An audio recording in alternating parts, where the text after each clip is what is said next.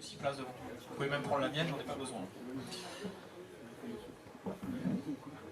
Bon, on va commencer par le plus important.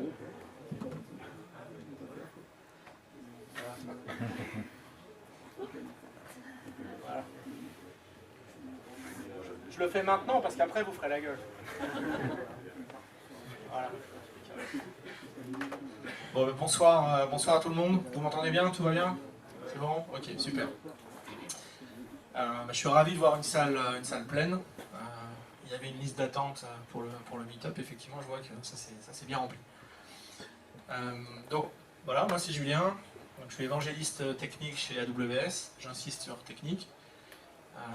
Mon rôle, c'est de faire exactement ce que je fais ce soir, c'est-à-dire de prendre l'avion, le train, et de venir parler aux développeurs, de venir parler à la communauté technique française et au-delà.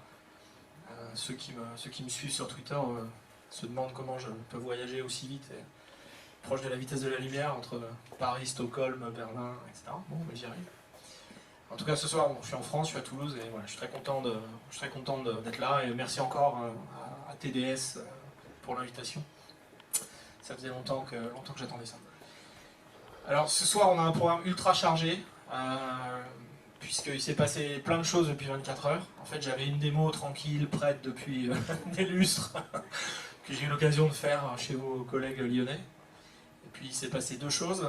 Ce matin en me levant en fait, tôt, j'ai vu qu'Amazon avait open sourcé sa librairie de deep learning, qui s'appelle DSS-TNE. Alors j'ai compris ensuite qu'ils appellent ça Destiny, donc je vais appeler ça Destiny.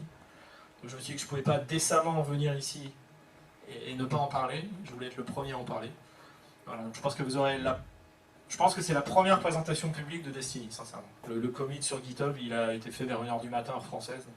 Ça m'étonnerait que quelqu'un m'ait battu. Voilà, donc c'est une grande première, vous avez de la chance. On va voir si ça se passe bien. Et puis il s'est passé une deuxième chose, c'est en arrivant au bureau, j'étais tout excité par ça et je me suis rendu compte que j'avais un mail sympa qui me donnait enfin accès à Amazon QuickSight, qui est l'outil de BI d'Amazon, qui est encore en preview, mais que je vais enfin pouvoir montrer dans les meetups. Voilà, donc de Redshift à Machine Learning, on est passé à Redshift, QuickSight, Machine Learning et Destiny. On va essayer de faire tout ça en 1h15. Hein, je ne promets pas, mais on va essayer. Donc, 4 sujets, à peu près dans l'ordre. Un sujet Data Warehouse, on va dire, traditionnel dans l'approche, mais assez étonnant, assez surprenant dans son niveau de performance et son coût. Donc on va commencer par ça. Ensuite, une fois qu'on aura des données dans Redshift et qu'on aura fait un peu de SQL, on essaiera d'y accéder avec QuickSight. Donc, vous allez voir comment ce truc marche, c'est assez sympa. Donc une fois de plus, vous m'excuserez, hein, la démo n'est pas hyper rodée, parce qu'elle date de ce matin à 11h à peu près. Mais on va y arriver. Ensuite, on passera dans le monde de la prédiction avec Amazon Machine Learning. Et on utilisera des données qui sont dans Redshift pour construire un modèle. Et puis on finira en beauté, j'espère, avec Destiny, sur une démo là séparée, que vous pourrez reproduire. Hein, c'est l'exemple qui a été pushé aussi cette nuit sur GitHub. Donc un exemple de recommandation, de construction d'un modèle de recommandation pour des films, hein, le grand classique, à partir d'un dataset assez volumineux. Et on fera ça avec une instance GPU, tant qu'à faire. Voilà, donc un gros programme. Donc si vous avez des questions, allez-y. Bon, si je sens que le timing est un peu serré, je garderai les questions pour les pizzas et la bière. Puis il vaut mieux que j'ai mangé et bu, on y répondre parfois. Ou pas. Okay. Alors, juste la data AWS en 30 secondes. Donc ça, c'est la façon dont nos clients conçoivent le big data en général. Donc 4 phases assez traditionnelles. Une phase de collecte où on va récupérer des données qui proviennent d'une multitude de sources, qui peuvent aller de données web transactionnelles classiques à des logs web, hein, qui est un grand classique du big data, à même des données IoT venant de devices. Bref, voilà, des sources très très différentes avec des granularités très différentes, qui vont être stockées dans tout un ensemble de technologies, puisque on a tendance à penser qu'il n'y a aucune techno, il n'y a pas de couteau suisse ultime qui permet de stocker et d'analyser toutes les données du big data. Donc on est obligé d'adapter et d'adopter des technos qui correspondent bien à ce qu'on est en train de faire. Donc pour aller aux deux extrêmes, si on est en train pour récupérer des données IoT, ben, on va peut-être les mettre dans une base NoSQL comme DynamoDB, donc Kinesis, une file de messages. Puis si on fait du transactionnel plus classique, on peut utiliser des systèmes comme RDS qui supportent MySQL, Postgre, etc. Bon, ensuite il va falloir les analyser. Donc là je dirais c'est pareil en fonction de ce que vous êtes en train de faire. Est-ce que c'est un stream, est-ce que c'est du batch, est-ce que vous voulez faire de l'interactif? On a une palette de techno. Donc nous aujourd'hui on va se concentrer vraiment sur le haut, là, de la pile, où on essaie de faire de l'analyse interactive de données, on essaie de faire un peu de temps réel. Donc on ne parlera pas de Hadoop particulièrement ce soir. Et puis enfin une phase de visualisation où là on va trouver tous les outils de la Terre avec lesquels on est compatible. D'ailleurs il y en a une grande partie qui sont disponibles sur la marketplace d'AWS, donc vous pouvez lancer des instances, MicroStrategy, etc. si ça vous amuse. Et on va parler enfin de QuickSight, voilà, auquel j'ai accès, et je vais pouvoir vous montrer cette première version d'un outil de BI à la sauce AWS. Donc voilà, donc, on fait plus, on parle que du haut là, mais je pourrais revenir 10 fois et vous saouler avec tout le reste. Voilà, c'est pas l'objectif, mais bon, idem, si vous avez des questions sur ces trucs-là tout à l'heure, on peut en discuter. Est-ce qu'il y a des gens qui sont clients AWS dans la salle? Oui? 2, 3? Ok, c'est bien. Ouais, merci. Merci pour nous. Ok, alors commençons par Redshift. Donc on va aller directement dans le vif du sujet. Donc l'objectif de Redshift, c'est de fournir une alternative au data warehouse traditionnel, que je vais m'efforcer de ne pas citer parce que c'est pas la peine d'être désagréable, et je préfère parler de nos produits et de nos clients plutôt que des autres. Mais les gens qui ont une expérience de data warehouse dans la salle, je suis sûr qu'il y en a, généralement les mots qui reviennent c'est compliqué, cher, pénible, ça marche pas toujours, on arrive le matin, ça va pas tourner pendant la nuit, etc. Et je parle d'expérience. Je m'inclus dans ça. Et donc l'objectif de Redshift, c'est de fournir une alternative qui soit simple, très scalable et très efficace économiquement. Et donc le point le plus important, c'est simple. Alors, moi j'aime pas les choses compliquées, sans doute parce que je les comprends pas. Et Redshift me plaît beaucoup parce que, avant tout, c'est un data warehouse qui est compatible avec Postgre. Donc une ancienne version de Postgre, puisqu'on doit encore être compatible avec la 8 quelque chose. Bon, ça sera upgradé en temps et en heure, mais pour l'instant c'est encore un Postgre un peu ancien. Ce qui veut dire que tout va se faire en SQL, et c'est tout. Voilà. Donc pour contraster ça, ça veut dire que s'il y a des gens qui ont fait du Hive dans la salle, ou qui en font encore, je ne sais pas s'ils ont aimé ça ou pas.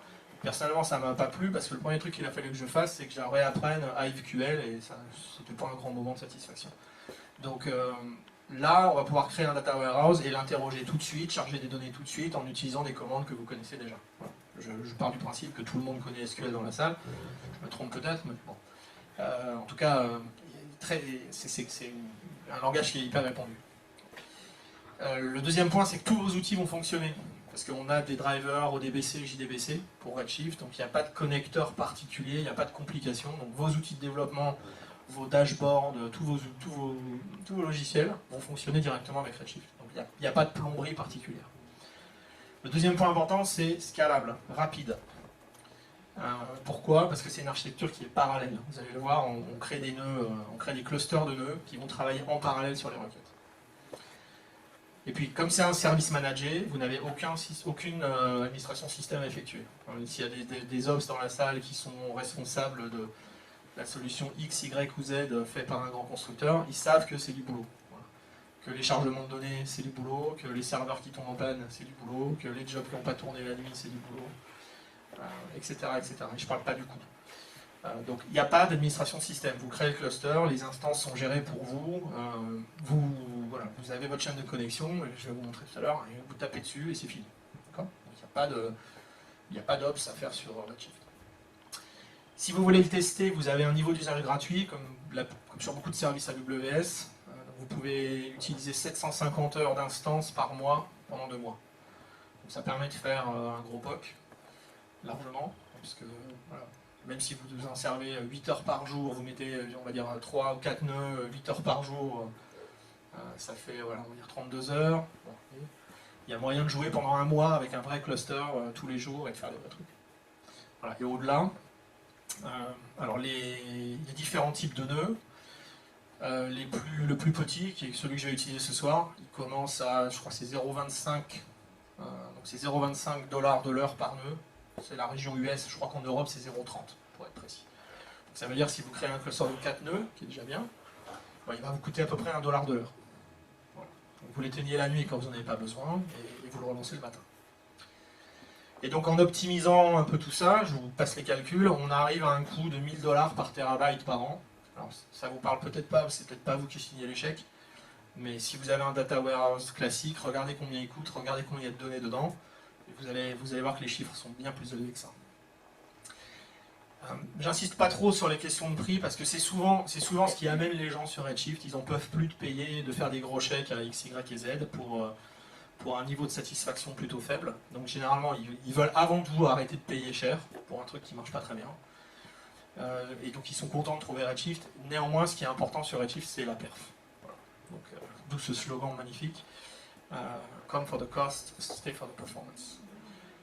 Donc l'architecture, je ne rentre pas trop dans les détails parce que vous pourrez potasser tout ça dans la doc et puis vous, évidemment, vous aurez les slides. Ce qui est important à retenir, c'est qu'il y a un nœud maître sur lequel on va se connecter, qui va recevoir les requêtes, qui va les compiler et qui va les partager entre les nœuds de calcul qui sont en bas, qu'on appelle les compute nodes, qui sont les nœuds qui contiennent les données. Donc il y a un sharding qui va être fait au chargement des données sur ces différents nœuds. Et le nœud maître va splitter les requêtes, les envoyer au nœud, chaque nœud va travailler localement et va retourner son résultat. Okay, donc architecture parallèle assez classique. Alors, juste pour vous donner un ou deux exemples de personnes qui utilisent ça, donc j'ai un premier case study qui est celui du Financial Times, que tout le monde connaît. Et donc le Financial Times, leur truc, c'est de voir en temps réel ce que les gens lisent sur leurs différents sites web. Et en fonction de ça, de creuser tel ou tel article, de creuser telle ou telle histoire, parce qu'ils voient que c'est populaire. Donc ils avaient une stack faite par un autre vendeur. Bah oui, c'est écrit, c'est pas la peine que je le dise. Voilà, par un autre vendeur, et puis il est arrivé le moment où ça marchait plus très bien, et l'objectif, comme ils disent dans leur témoignage, c'est pas de savoir ce que les gens lisaient il y a 3 jours, c'est de savoir ce que les gens lisent tout de suite. Donc si on a une solution d'analytics qui n'est pas temps réel, elle ne satisfait pas ce besoin-là. Donc ils ont fait un POC sur Redshift, qui a été monté très vite, et pour la petite histoire, et je vous assure que c'est vrai, le POC, les requêtes du POC répondaient tellement vite que les gens du FT pensaient que ça ne marchait pas. C'est vrai, on a tous eu ce problème-là, où on balance une requête et puis elle répond en 200 millisecondes et on dit non. C'est pas possible. Bon. Sauf que là, si. Voilà. Malheureusement, ils s'étaient habitués à des requêtes tellement lentes que là, avoir un système qui répondait très vite, ça les surprenait. Donc il a fallu que l'équipe technique d'AWS aille les voir et les convaincre que oui, c'était le bon résultat et que oui, c'était rapide. Et donc ils ont réussi à avoir une accélération de 90 à 98% sur certaines requêtes. Donc il faut bien voir ce que ça veut dire. Moi je ne suis pas très bon en maths, mais 98%, ça veut dire qu'une requête qui durait 100 secondes, elle dure 2 secondes. On est d'accord, il y a des matheux dans la salle. Il y a des mecs avec des doctorats et tout ça, c'est sûr. Vous me corrigez si je dis des âneries. N'hésitez pas, j'en dis souvent. Donc ça veut dire que c'est 50 fois plus rapide. Voilà, donc une requête qui durait peut-être 50 minutes, ben maintenant elle dure 1 minute. Donc effectivement, on peut imaginer que les gars étaient un peu surpris. Et donc maintenant, ils ont une solution qui est quasi temps réel et qui leur permet de scaler très très loin. Donc ils sont contents. Et ah oui, j'avais dit que je ne parlerais pas trop du fric, mais voilà. Et au passage, ils ont divisé le coût total de la solution par 4, ce qui est appréciable. Ce qui n'est pas beaucoup pour Redshift d'ailleurs. Généralement, c'est divisé par plus. Il y a un deuxième exemple qui est Boingo. Alors si vous voyagez beaucoup, vous les connaissez sans les connaître. C'est le leader mondial des hotspots d'aéroports. Donc moi, je les utilise beaucoup. Et donc ils ont 1 million de hotspots et donc pas mal de data et puis pas mal de croissance. Et l'objectif pour eux, c'est toujours pareil, c'est de faire de l'analytics, c'est de faire du traitement de données. Donc une plateforme historique dont ils n'étaient pas satisfaits. c'est toujours la ritournelle un peu sur les data warehouse. Donc, eux, ils ont testé 3 produits, dont Redshift. Ils ont choisi Redshift et ils ont fait la migration en 2 mois. Alors qu'ils évaluaient que pour les autres solutions, ça prendrait au moins 4 mois.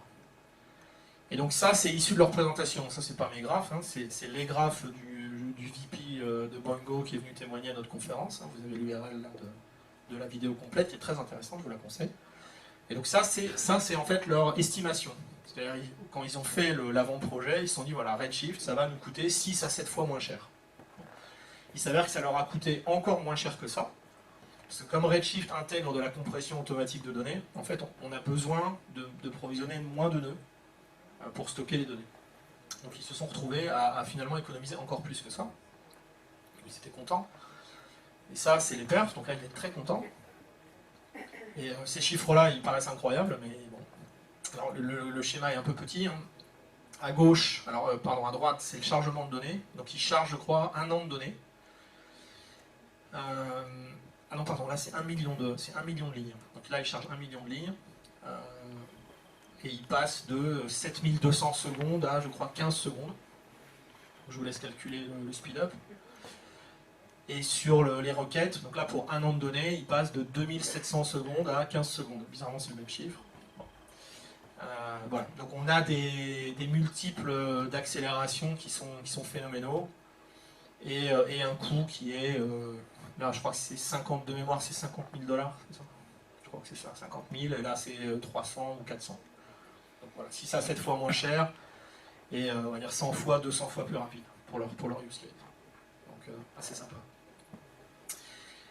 Et en fait, on peut se demander comment c'est possible. Et moi, c'est vrai que quand j'ai vu ces chiffres-là, je me dis c'est bizarre, ça paraît extraterrestre. Et en fait, ce qui est agréable dans Redshift, c'est qu'il n'y a pas de sorcellerie à faire pour obtenir des perfs. S'il y a des gens qui sont DBA dans la salle ou qui ont une activité de DBA sur des systèmes commerciaux, vous savez qu'il y a énormément de boulot à faire et on peut tweaker très très loin. Bon, voilà, je parlais de ce que je connais un peu, Oracle par exemple. Un bon DBA Oracle, il est capable d'obtenir de la perf de sa base de données, des très bonnes perfs, mais ça va être compliqué. Il va y avoir beaucoup de travail et beaucoup d'optimisation plus ou moins ésotérique. Sur Redshift, il n'y a pas ça. Il n'y a pas d'index, déjà. Il n'y a pas de partitionnement. Il n'y a pas de truc obscur. Il y a 2 paramètres à régler. Alors, il y a la taille des nœuds, oui, on peut choisir parmi différentes tailles de nœuds, ça c'est sûr. Mais il y a surtout 2 paramètres, c'est la clé de distribution. Donc c'est en gros la clé de sharding qui dit comment vous allez répartir les données entre les différents nœuds. Et il y a différentes politiques pour le faire. Je ne rentre pas trop dans les détails, parce que j'ai pas vraiment le temps. Et il y a une clé de tri qui va dicter comment les données sont triées sur disque. D'accord ? Donc si vous faites par exemple, si vous faites beaucoup de order by sur une colonne, et ben ça vaut peut-être la peine que les données soient triées sur disque en fonction de cette colonne-là. Parce que ça vous permettra d'avoir directement les données triées dans le bon ordre et de ne pas refaire travailler les nœuds. Donc là aussi, il y a de la littérature sur ces 2 sujets-là. Si vous voulez jouer avec Redshift, le seul point que vous devez retenir à ce stade, c'est ces 2 clés-là sont cruciales pour la perf. Si bon, pour jouer avec des petits datasets, il n'y a pas de problème. Quand vous passez à l'échelle, il faut vraiment que vous vous soyez posé la question de comment vous shardez les données et comment vous les triez. Okay ? Sinon, vous aurez des perfs décevantes. Et c'est comme ça qu'on peut avoir des speed-up monstrueux. C'est en shardant proprement et en triant les données. D'accord ?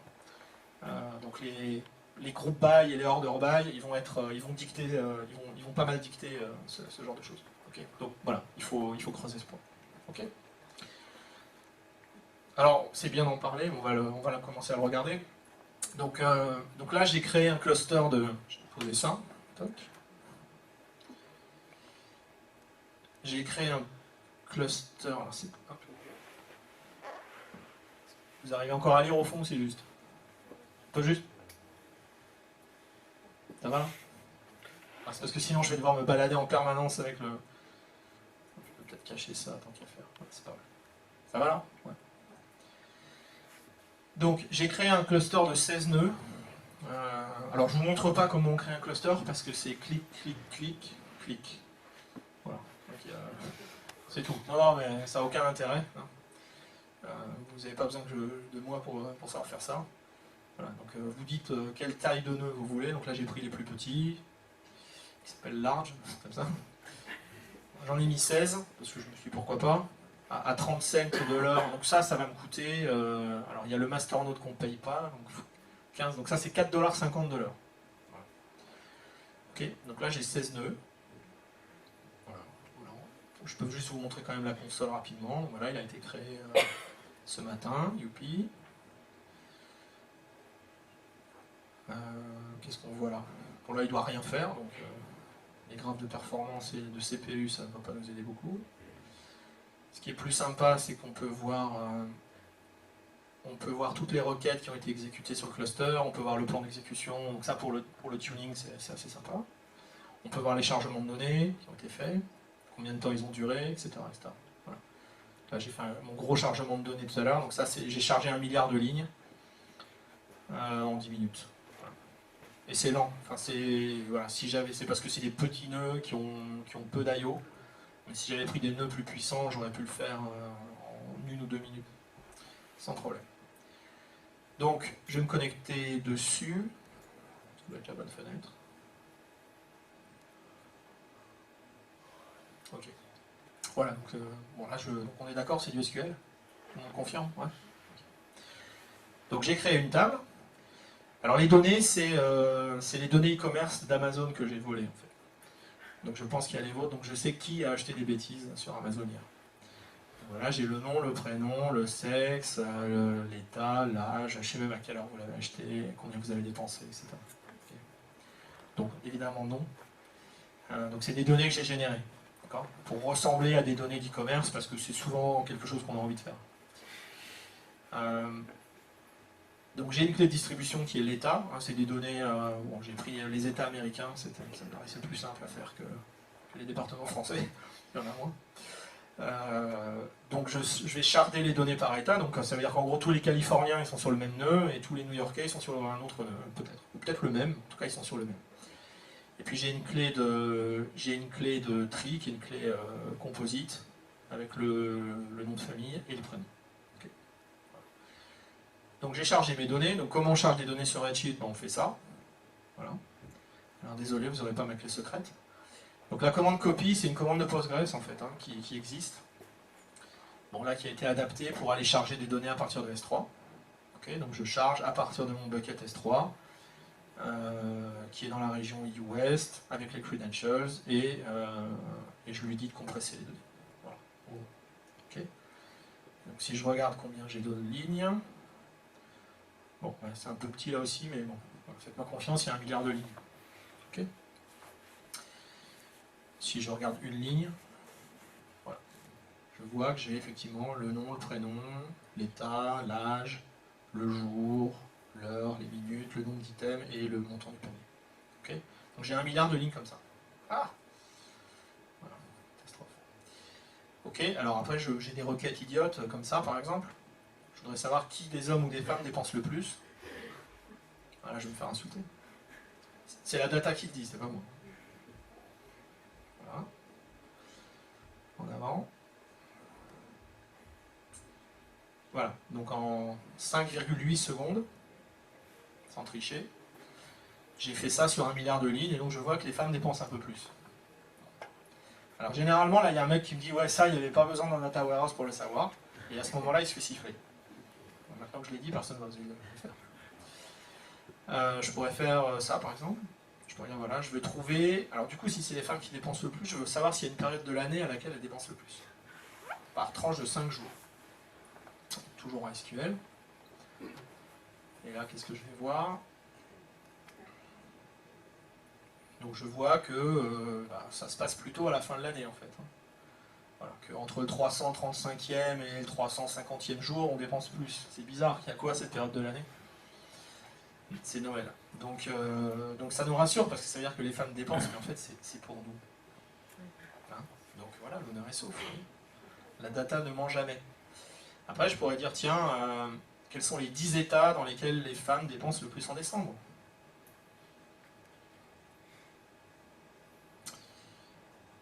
Et je me rends compte que c'est voilà, Washington DC, New York, la Floride, la Californie, etc. etc. Et puis après, mon directeur marketing ou ma directrice marketing va me dire bah, tu sais quoi, sors-moi les 10 000 femmes dans ces états qui ont dépensé au moins 500 $ en décembre parce qu'on va leur envoyer un mail. Alors, on va faire ça. Et là, en fait, on oblige, mais je suis en train de faire ça sur 1 milliard de lignes. Voilà. Et ça prend voilà, 10 secondes. Donc, vous voyez, quand je dis c'est simple, c'est qu'on a l'impression qu'on est sur un MySQL, en fait, enfin, et qu'on query 10 000 lignes, quoi. Bon. Bah non. Vous êtes sur un cluster, il y a 16 nœuds, il y a 1 milliard de lignes. Et ça répond en 8-10 secondes, et il n'y a pas de ruse. Vous pouvez le refaire. Si vous voulez mes 50 gigas de données les charger, je vous les donne. C'est dans un bucket, vous refaites le test, vous aurez les mêmes perfs. Ok? Donc, voilà. Il n'y a pas d'arnaque. Il n'y a pas d'arnaque. Donc voilà Redshift. Et puis évidemment, on peut exporter. Ah là, il y a marqué secret. Merde. On coupera en montage. On coupera en montage. Non, ça arrive, de toute façon, il faut que je la change. Qu'est-ce que j'étais en train de dire? Oui, donc on peut exporter, on peut faire unload, et puis voilà, on peut faire l'équivalent de copie, mais dans l'autre sens. Ok? Voilà, et là, donc j'ai mes 10 000 lignes que j'ai générées.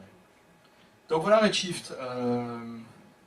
Bon, mais ça reste du SQL. Alors le problème, c'est que ça, c'est bien, mais votre directeur marketing ou votre product owner ou je sais pas quoi, lui, il connaît pas SQL. Et il va vous poser des questions. Donc il va vous créer des tickets, il va venir vous voir pour vous dire donne-moi la liste des 10 000 femmes qui ont dépensé le plus en décembre. Et tu vas dire bah, tu sais quoi, tu vas le faire tout seul. Il va dire mais non. Mais oui. Donc là, voilà QuickSight. On est très très fort en IHM chez AWS, t'as vu. Mais au moins, elle est simple. Donc voilà. Donc je vais dire voilà, c'est simple, tu vas faire new analysis. Voilà, tu vas faire new dataset. Voilà. Et puis après on va faire quoi? Alors les données elles sont dans Redshift. Bing. Donc là je vais poser le micro.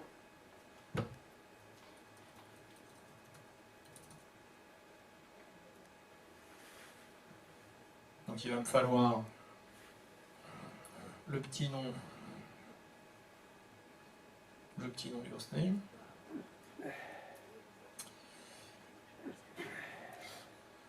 Le numéro de port.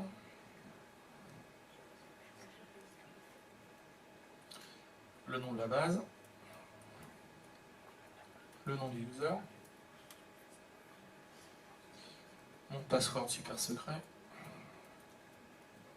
Connect.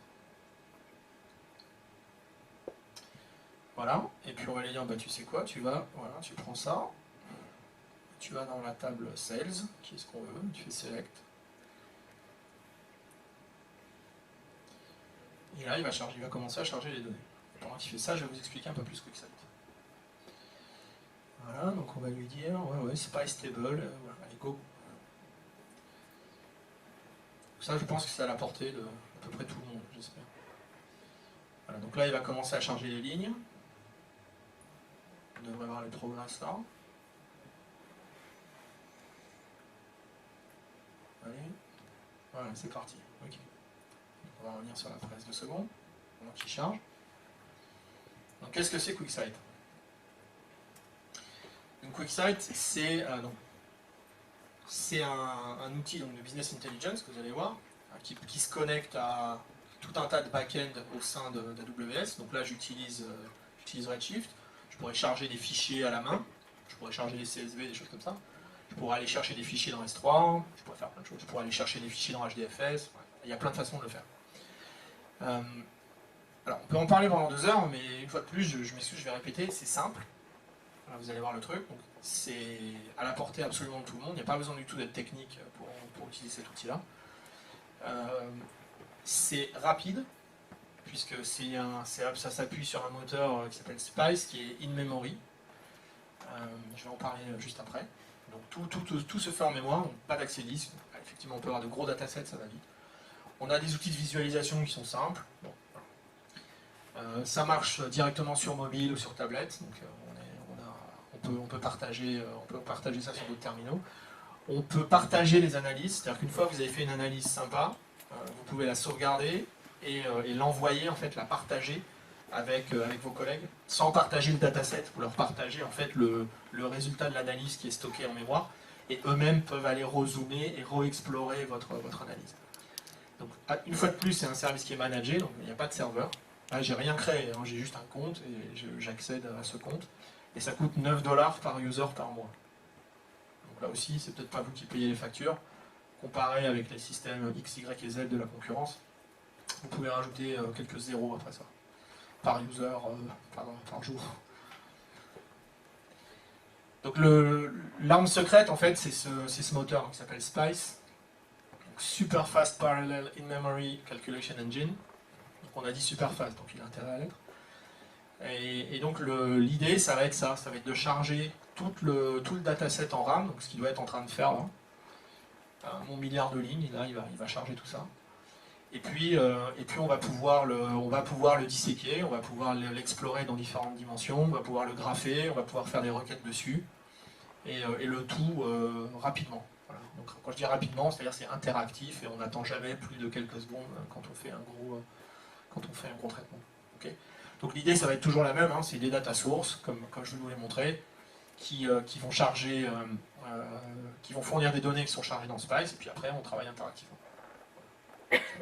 Donc c'est un service qui a été annoncé à notre conférence à reInvent en octobre dernier. Il est encore en preview, mais le simple fait que j'ai enfin réussi à avoir un compte, ça veut dire qu'ils sont en train de commencer à ouvrir les vannes. Donc qu'est-ce que c'est un service en preview? C'est-à-dire concrètement, vous allez sur la page QuickSight AWS et vous pouvez demander à avoir accès.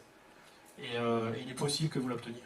Voilà. Ça a été très fermé pendant longtemps, et là ils sont en train de préparer pour être concret. Donc vous pouvez commencer à jouer avec. Voilà, c'est assez sympa. Donc on va passer à la deuxième démo. J'espère que vous chopez tous ma référence, hein, parce que sinon je vais être déçu.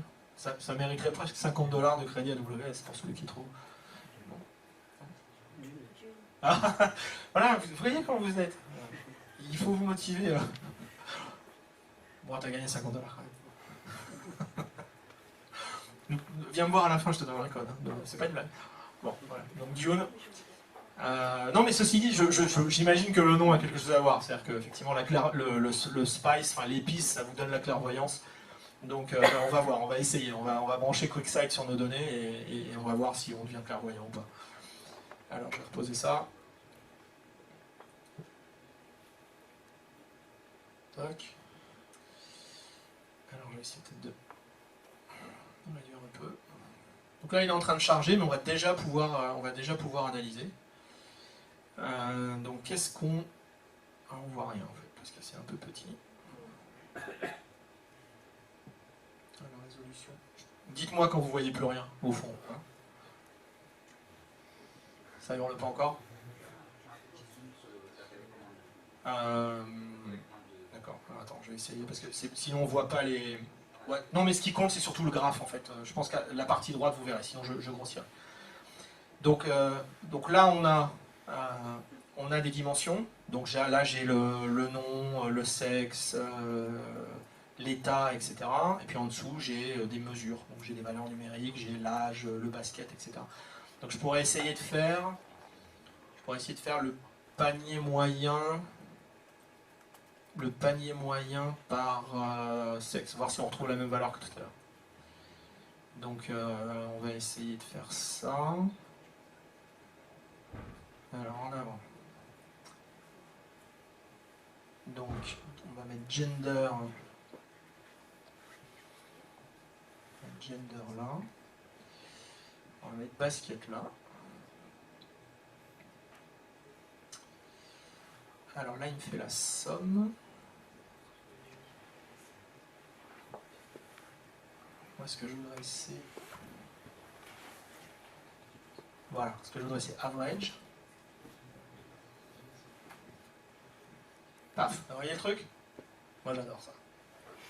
Ah, tu m'as dit qu'est-ce qu'il y avait, Donc là, qu'est-ce que je viens de faire? Je viens de refaire l'équivalent de ma requête SQL de tout à l'heure. L'average basket par sexe. Donc là, vous voyez peut-être pas, là c'est les hommes en bas, enfin si la barre est plus courte. Voilà. Ça c'est les hommes, ça c'est les femmes. D'accord? Donc je vois effectivement le panier moyen, voilà, j'ai la valeur qui apparaît là en pop-up, donc c'est 120 pour les hommes et 150 pour les femmes. Bon, sachant que j'ai pas encore tout le dataset, hein, là il m'a chargé que 21 millions de lignes. Vous allez me dire, ça doit être statistiquement représentatif. Voilà. J'imagine que ça suffit pour avoir une bonne idée. je pourrais avoir le max. Donc le panier le plus élevé pour les hommes, il est de 659 et pour les femmes il est 782. Je peux avoir le plus petit, enfin vous avez compris le truc.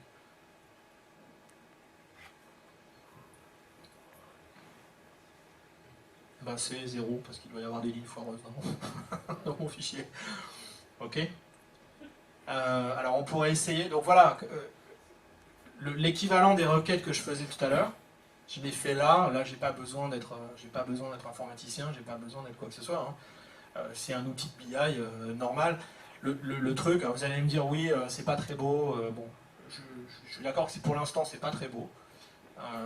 C'est encore en évolution. Maintenant que j'ai accès, je vais pouvoir suivre un peu ce qui bouge sur ce produit. Mais moi, ce qui me bluffe, c'est la rapidité du truc. C'est que en fait, là, on est en train de faire en une fraction de seconde, on fait des selects et on fait des group by sur des millions de lignes et on a le résultat. Quoi. Bon, et il continue à charger son truc en tâche de fond. Alors, essayons de faire ça. Alors, on va essayer de faire justement les états. On va essayer de faire les états où les femmes dépensent le plus. Alors, donc,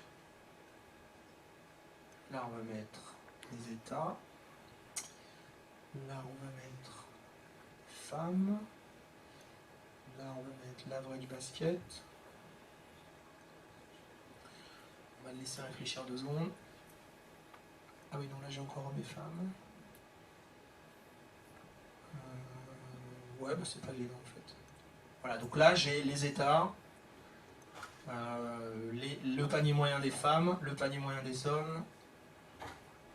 Je dois pouvoir trier. Voilà, je vais faire sort descending. Paf. Ouais, c'est ça. Et là, je vais zoomer un peu. Et je retrouve bien mes trucs de tout à l'heure. Je retrouve bien le fait que c'est bien Washington DC, New York, Californie, Floride, où les femmes dépensent le plus. Bon, alors c'est quand même plus sympa. Bon, moi j'aime bien faire du SQL aussi, hein, ça m'amuse, mais bon, entre ça et. C'est où elle est cette requête? Voilà, c'est celle-là. Bon, ça c'est hors de portée si vous n'êtes pas un peu informaticien dans l'âme. Hein. Bon, voilà. Ça c'est jouable. Okay. Donc, vous voyez, quand on dit rapide, c'est rapide. Bon, on pourrait jouer avec pendant 1 heure. On peut faire des filtres, donc on pourrait appliquer des requêtes SQL pour refiltrer les données en disant tu me donnes que je veux savoir les Jones, quel est le prénom du Jones qui a dépensé le plus au mois de décembre dans l'Arkansas, et puis bon, il va vous le sortir aussi. Bon, je suis pas sûr qu'on a envie de savoir ça ce soir. Ok. Et puis il y a d'autres choses à vous montrer. Voilà QuickSight, donc encore en preview, mais canon. Voilà. Pour 9$ par mois, je trouve que c'est quelque chose de prometteur. Et il est probable que ce soit la première démo QuickSight en France aussi. Je pense. Voilà. Ah, c'est que des premières, c'est ça. Allez, on enchaîne. Ça va, vous êtes encore avec moi? Bon, on est à la moitié du hamburger, j'espère que vous avez encore faim. Machine learning. Donc, machine learning, c'est un produit, c'est un service managé, une fois de plus. Donc ça c'est la bonne nouvelle. Pas d'instance, pas de serveur, pas de cluster, rien à faire. Qui va vous servir à une chose, une seule, c'est à construire des modèles de prédiction. D'accord? Sachant que aujourd'hui, c'est sur le slide d'après. Voilà, on va avancer sur le slide d'après. Aujourd'hui, on ne supporte que donc la classification binaire, la classification multiclasse ou la régression linéaire. D'accord? Donc soit on classe, soit on prédit des valeurs numériques. Okay. Bon, il y a plein d'exemples de code que vous trouverez sur GitHub. Donc, ça s'appelle Amazon Machine Learning, mais pour l'instant, on va dire, c'est essentiellement la régression linéaire et de la classification. Okay. Il n'y a pas la recommandation, il n'y a pas le clustering, il n'y a pas tous ces trucs-là. Il est possible que ça vienne plus tard, mais pour l'instant, on les a pas. Et l'idée, c'est vraiment, et bon, je m'excuse s'il y a des data scientists purs et durs dans la salle, parce que je vais les vexer là. Mais, tant pis, pas grave. On mangera un bout de pizza quand C'est vraiment le machine learning pour les humains. Amazon ML. Et je m'inclus là-dedans. Ça y est, ils sont vexés. Non, mais non. Ce que je veux dire par là, c'est que bon, dans d'autres vies, j'ai bossé dans des boîtes qui faisaient beaucoup de machine learning, où il y a des équipes entières qui faisaient ça. Et c'était compliqué parfois de discuter avec eux, c'était compliqué de comprendre ce qu'ils faisaient, c'était compliqué de comprendre de quoi ils avaient besoin. Pour eux, c'était compliqué de comprendre nos problématiques de perf et de scalabilité, etc. Pourquoi? Parce que le machine learning, c'est un domaine qui est super complexe, qui nécessite un background théorique fort.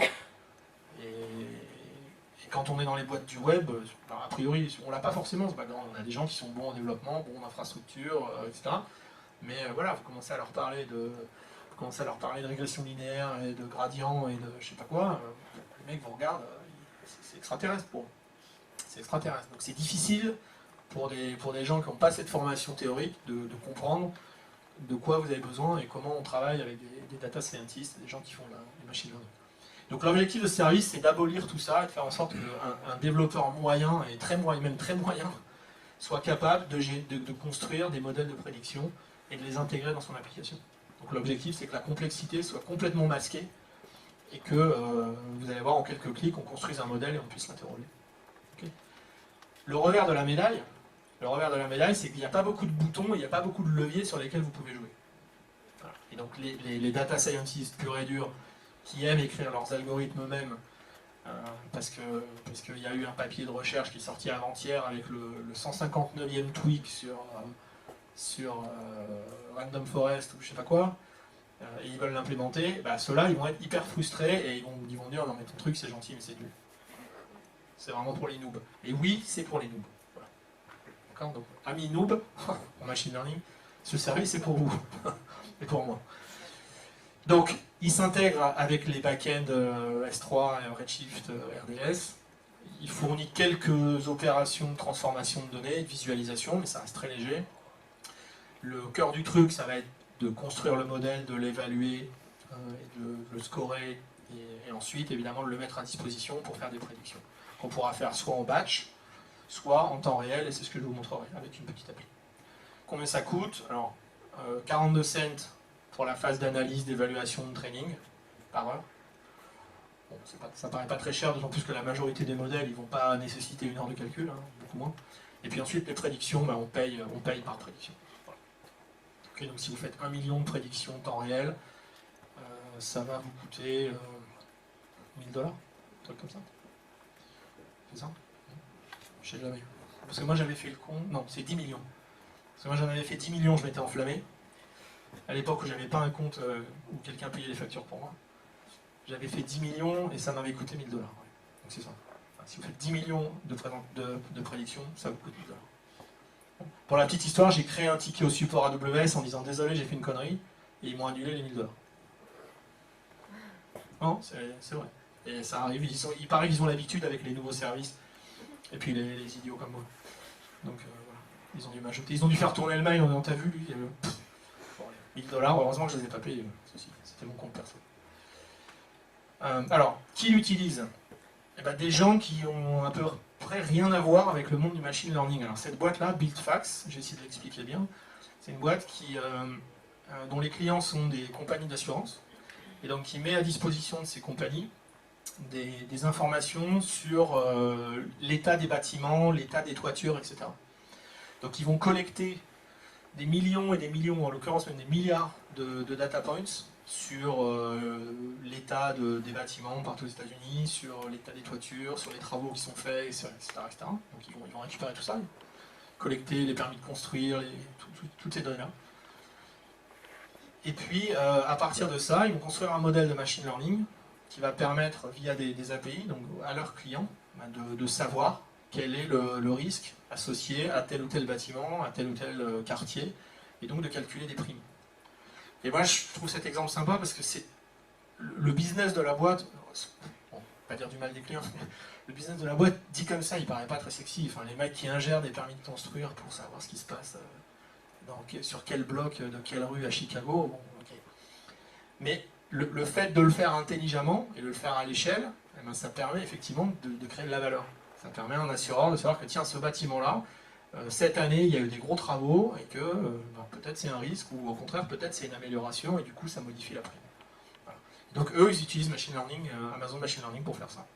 Et on imagine que cette boîte-là, elle n'a pas une équipe de 60 data scientists. Et pourtant, ils arrivent à faire quelque chose. Et puis on a un deuxième, qui est plus récent, c'est fraud.net, qui est une boîte plus connue, qui est une plateforme collaborative de signalement et de détection de fraude e-commerce. Et donc l'idée c'est que ils vont collecter tout un tas de transactions e-commerce, et les gens peuvent aussi leur envoyer des transactions pour voir quelles transactions sont frauduleuses ou pas. Ça c'est un grand problème de l'e-commerce, moi qui aussi travaille dans l'e-commerce, de savoir que monsieur Jean Dupont, qui habite à Toulouse et qui, pour la première fois, vient de passer une commande de 19 000 € sur mon site. Alors, est-ce que c'est un super client que je ne connaissais pas et qui vient dépenser 19 000 € et je suis super content, ou est-ce que c'est un escroc qui essaie de me voler 19 000 € de matériel? Voilà. Donc, quand les gens ont commandé 250 fois chez vous, a priori, vous savez si c'est des escrocs ou pas. J'espère qu'ils ne le sont pas, sinon vous n'avez pas été très vigilant. Mais le problème de la première commande, c'est un problème compliqué dans l'e-commerce, parce qu'on a peu d'infos, on n'a pas d'historique. Voilà, donc fraud.net fait ça. Et les critères qui permettent de dire qu'une transaction est frauduleuse, il y en a plein, on peut en imaginer, se faire livrer une boîte postale. Voilà. Typiquement, c'est ça, la première commande avec un montant très élevé, généralement ça déclenche. Essayez ça sur un site e-commerce plus ou moins équipé en intelligence. Voilà. Et vous allez voir ce qui se passe. Bon. Vous allez avoir un coup de fil où on va vous demander une copie de votre pièce d'identité, ce qui m'est arrivé plein de fois. Donc c'est super de faire de l'e-commerce, mais quand je dois scanner mon passeport et l'envoyer par courrier ou par mail, c'est absurde, quoi. Voilà, donc l'idée c'est de faire ça intelligemment. Et donc eux, ce qui leur plaît, c'est qu'en fait, il y a plein de critères différents pour détecter si une transaction est frauduleuse, donc du coup ils vont créer plein de modèles différents. Ils n'essaient pas de faire le modèle ultime avec les 50 paramètres, parce que ça c'est compliqué à faire. Et ils peuvent faire plein de modèles différents, sur plein de critères différents, et puis appliquer les différents modèles, et puis voir s'il y en a un qui sonne l'alarme ou pas, quoi. Voilà. Et ça, effectivement, avec Amazon ML, c'est facile de créer plein de modèles, c'est facile de les rafraîchir, donc on peut créer autant de modèles qu'on veut. Voilà, fraud.net, c'est intéressant. Alors, démo numéro 3. Donc on va charger des données à partir de Redshift, on va construire un petit modèle. Alors bon, comme ça tourne 10 minutes, on ne va pas regarder le truc qui tourne pendant 10 minutes, je vais le lancer et puis on va en regarder un que j'ai déjà construit, et puis surtout après on va faire des prédictions. Okay.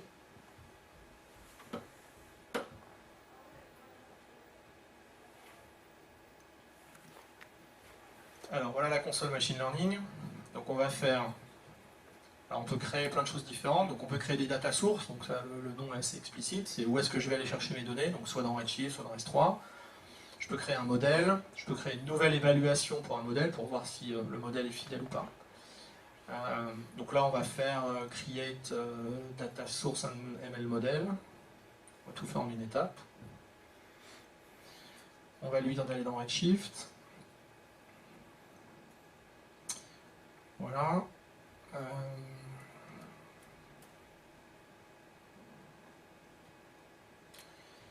Le nom, c'est toujours le même.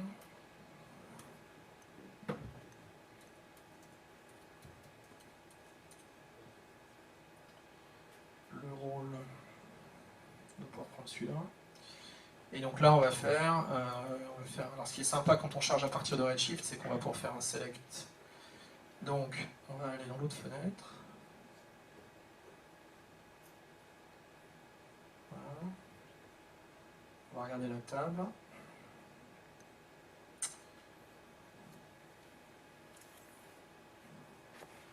C'est toujours les mêmes données, c'est juste là j'ai mis que 10 000 lignes parce que j'ai pas envie de construire un modèle sur 1 milliard de lignes. Donc on va prendre quoi? On va prendre gender. On essaie de faire, il faut que j'explique, on essaie de faire un modèle qui va prédire le panier moyen. Enfin, pas le panier moyen, qui va essayer de prédire le panier de l'internaute. Donc tout à l'heure on a vu que le sexe était important.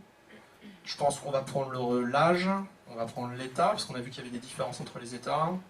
On va prendre le jour, parce qu'on a vu qu'à Noël, il se passait des trucs, donc ça peut être un paramètre intéressant. Et puis on va prendre basket. Ok. Donc en avant.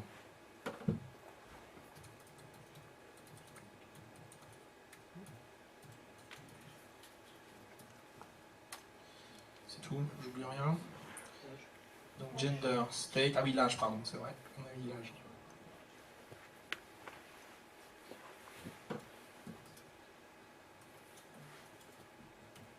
Je ne sais jamais s'il faut mettre le point virgule ou pas, on va le mettre. Voilà, et puis quoi, on va créer une data source, donc Saint-Toulouse, voilà. Qu'est-ce que j'ai oublié? Ah oui, je veux un bucket intermédiaire sur S3, très bien, on va lui donner ça. Voilà. Et avec ça, il va se débrouiller. On va faire verify. Donc là, il va vérifier qu'il peut se connecter à Redshift. Il va vérifier qu'il comprend un peu ce qu'il y a dans la table. C'est bon. Voilà, donc là, ML, Amazon ML, c'est se connecter à mon Redshift. Il dit ok, je comprends ce qu'il y a dedans. On continue. Donc là maintenant, il me dit voilà, j'ai trouvé donc 5 colonnes. Dis-moi un peu qui est quoi là-dedans. Alors gender, est-ce que c'est texte? Moi j'ai envie de dire que c'est plutôt une catégorie. L'état, alors là on ne va pas débattre, mais est-ce que c'est du texte ou est-ce que c'est une catégorie? Bon. C'est plutôt une catégorie, enfin en l'occurrence on ne va pas faire de classification dessus, donc on va le laisser en texte. Le jour c'est numérique, le basket c'est numérique, l'âge on pourrait aussi débattre, est-ce que c'est une catégorie ou est-ce que c'est une valeur, on va lui dire que c'est une valeur. Ok. Donc, très bien. Continue. Ah, et là il me dit, bah oui, mais Coco, qu'est-ce qu'il faut prédire? Eh bien, tu vas prédire basket. Voilà. Continue. Est-ce qu'il y a des identifiants? Non, il n'y a pas d'identifiant. Voilà. Donc là, il me dit, bon, bah, voilà, j'ai tout bien réfléchi, donc c'est ça que tu veux faire. Ok. Donc, tu m'as dit de charger les données à partir de là. Tu m'as dit que les attributs sont comme ça. Tu m'as dit qu'il faut prédire le basket, donc je vais faire une régression linéaire. C'est bien ça, on continue. Voilà, et là, il va charger les lignes. Ça ne devrait pas être très très long. Si on regarde ce qui se passe dans Redshift, on devrait voir la requête. Eh ouais, cool. Qu'est-ce qu'il est en train de faire? Vous voyez, vous la voyez, la running. Là, il est en train de faire le fameux unload, que je vous ai très furtivement montré tout à l'heure. Donc le unload, c'est sors-moi dans un CSV ces données-là. Donc il est en train d'exécuter la requête, il la met dans un CSV, qui va où? Bah, qui va dans le bucket où je lui ai dit de la coller. Voilà. Ok, donc une fois que ça c'est fini, on pourra commencer à construire le modèle. Ça devrait être assez rapide. Voilà. Donc là on a construit la data source, en gros. Hein. Donc maintenant on va s'occuper du modèle. Donc le modèle, c'est un modèle de régression linéaire, puisqu'on lui demande de prédire une valeur. On va lui donner un nom qui est très bien. On pourrait faire, allez, on va faire les custom settings, comme ça vous voyez un peu ce qui se passe dedans. Ah, il est encore en train de faire l'extract. Non, mais on s'en fiche. Oh oui, non, c'est pour nous montrer ce qu'il y a dans le tableau. Non, non, on s'en fiche. Okay, on se doute que c'est ce qu'on veut. Continue. Voilà. Donc là, voilà, ça c'est à peu près les seuls paramètres que vous pourrez appliquer sur le modèle. Alors là, on va voir qui sont les data scientists. Non, ils sont déjà partis. Donc la taille du modèle, le nombre de passes. Est-ce qu'on va mélanger les données ou pas? Alors ça peut être utile quand vous avez des données qui sont triées. Par exemple, vous avez des données qui sont triées par date. D'accord? Imaginez, hein, vous avez je sais pas, des transactions, puis elles sont toutes triées par date croissante. Alors, vous allez me dire pourquoi c'est un problème? C'est un problème parce que quand il va splitter la data source en deux, il va prendre une partie pour faire le training et une partie pour faire l'évaluation. Donc là, en l'occurrence, si j'avais trié mes transactions par date, tout Noël serait à la fin, ce qui veut dire que dans mon modèle, eh ben, j'aurais pas la partie intéressante en fait. Donc si vous avez des données qui sont triées et que vous voulez les mélanger, vous pouvez les mélanger. Bon, là, on va lui dire non, on est tranquille. Vous pouvez choisir le niveau de régularisation que vous appliquez. Donc comme vous avez tous fait le Coursera de Andrew, vous savez ce que c'est que la régularisation, je n'explique pas. Je serais bien en peine de l'expliquer en 30 secondes. Donc on va faire continue. Voilà. Est-ce qu'on veut évaluer le modèle? Donc bah oui, on voudrait savoir quelle est la qualité de ce modèle. On met un petit nom, le split. Voilà. Donc justement là, est-ce qu'on fait un split random? Ça c'est ou un split séquentiel. Donc on va laisser séquentiel. On va faire review. Voilà, donc il va me dire j'ai tout bien compris, c'est tout ça que tu m'as demandé, finish. Voilà. Et là, théoriquement c'est parti. Bing. Donc là, qu'est-ce qu'il fait? Il prend le CSV qui est dans S3, bon, il le mélange si on va lui demander de le mélanger, il le split, il va prendre une partie pour faire le training, puis une partie pour faire l'évaluation. Donc ça va tourner une dizaine de minutes hein, sur cette taille de données là. Donc on ne va pas perdre 10 minutes, je vais vous montrer ce que ça donne à la fin. Okay. Donc ça je l'ai déjà fait. Voilà, c'est modèle 2. Alors vous voyez, hein, bah ça y est, il est parti. Donc il a splitté. Donc ça c'est la data source initiale, qu'il a splitté en deux pour l'évaluation, pour le modèle. Bon, puis quand il aura fini le split, bah, il fera le modèle, et puis après, une fois qu'il aura fait le modèle, il fera l'évaluation. Okay, donc on va avancer là-dessus. Voilà. Donc ça c'est le résultat, définitif. Donc je vois toujours mes deux data sources, je vois mon modèle qui est là, et je vois l'évaluation. Donc si je clique sur... est-ce que ça vaut la peine de regarder data source? Ouais, rapide peut-être. Donc là je vais voir quelques infos sur mes données. Je vois la distribution des données par exemple. Donc là je vois la distribution des paniers moyens. Voilà, ça permet d'avoir un avis rapide sur ok c'est quoi ce dataset. Je vois mes attributs. Donc il n'y a pas de binary mais il y a peut-être une catégorie. Voilà, donc je vois qu'il y a deux valeurs pour gender. On peut en penser ce qu'on veut, mais il me semble que moi il n'y en a que deux. Il y a hommes et femmes, pas de polémique. Les États, il y a 56 valeurs. Alors vous allez me dire, il n'y a que 51 États aux États-Unis, mais il y a quelques îles rattachées aussi aux États-Unis. Le nombre de jours dans l'année, il y en a 365, là ça va, on est en terrain inconnu, etc., etc. Et puis, on voit la corrélation. Ça, c'est un paramètre intéressant. Donc on voit que il y a une corrélation très très faible entre le sexe et le basket. Corrélation un petit peu plus forte sur l'état, et une corrélation un peu plus forte encore sur le jour. Donc voilà, le fait d'ingérer les données, ça vous donne déjà ces paramètres-là. Ça vous permet de dire, ok, finalement cette colonne-là, j'avais pas besoin de la mettre dans le modèle. Ou au contraire, elle est vraiment cruciale, il faut que je l'ai. Okay. Donc, on va retourner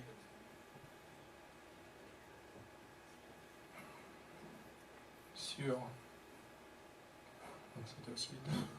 On essaye aussi de faire ça. On va regarder l'évaluation. Voilà. Et on va voir une chose, c'est que mon modèle, il est pourri. Pourquoi? Parce que mes données sont pourries. Donc, c'est des données que j'ai générées n'importe comment. Donc je vois que donc j'ai la mesure, il me l'a montré sur l'écran d'avant, j'aurais dû vous le dire. Voilà. Donc la mesure standard sur les modèles de régression linéaire, c'est la root mean square error, c'est-à-dire en gros l'erreur moyenne qu'il y a sur la valeur prédite. Donc là, quand je dis que mon modèle est pourri, il est pourri parce que j'ai des baskets qui sont en gros de 150, 140 $ et j'ai une erreur moyenne de 50. Donc ma courbe, ma distribution, elle devrait être beaucoup plus serrée. Là, elle est beaucoup trop étendue. Donc ça, c'est la faute des données. Ça n'a rien à voir avec le machine learning. C'est juste que mes données sont pas terribles. Bon, mais voilà, c'est pas grave. Pour démontrer le machine learning, c'est pas très important. Ok.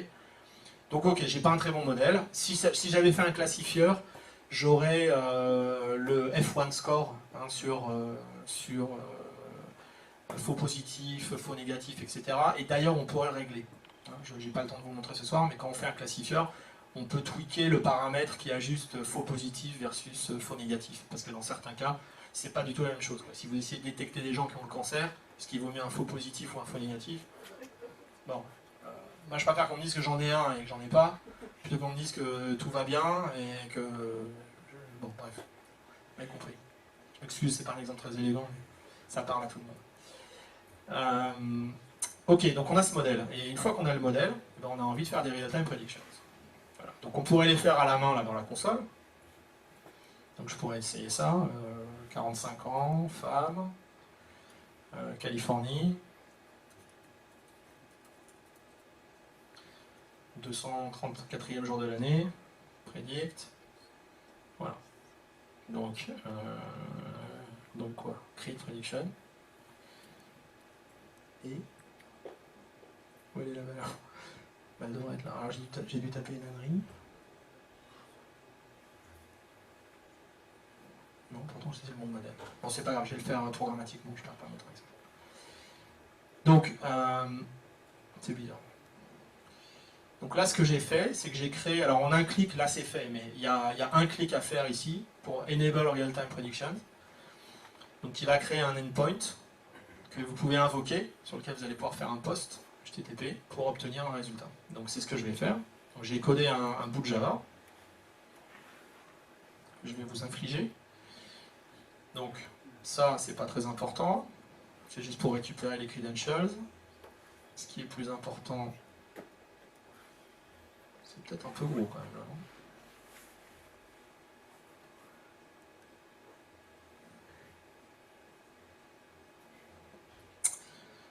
Alors,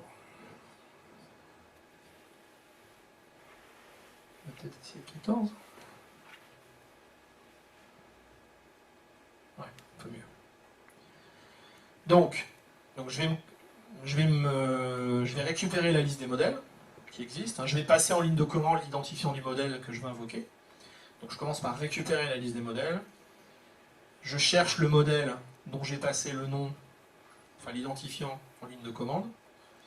Ok, une fois que je l'ai trouvé, je vais afficher tout un tas d'informations dessus. Je vais récupérer les informations sur son endpoint. Je vais afficher aussi. Voilà. Et puis ensuite, je vais créer une requête de prédiction. Je vais l'associer au modèle. Voilà, je vais sélectionner le endpoint de ce modèle. Ensuite, j'ai un petit builder. Ça, c'est Java dans toute sa gloire. Un petit builder pour construire la requête. Donc là où je vais construire à partir des paramètres qui sont passés en ligne de commande. Et puis, je vais l'envoyer ma requête de prédiction. Je chronomètre combien de temps elle prend. Ok, bon, c'est pas très compliqué. Et puis, j'affiche le résultat. Alors, on va faire ça.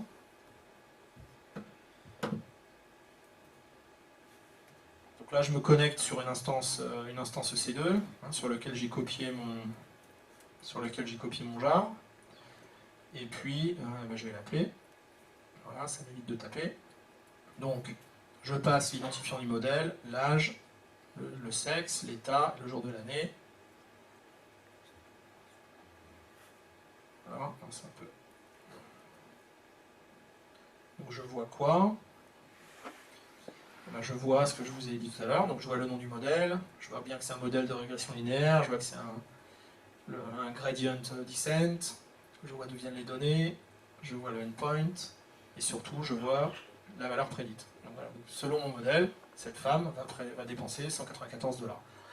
Et je vois que ça a pris 96 millisecondes, sachant que le SLA est à 100, donc on est dans le SLA.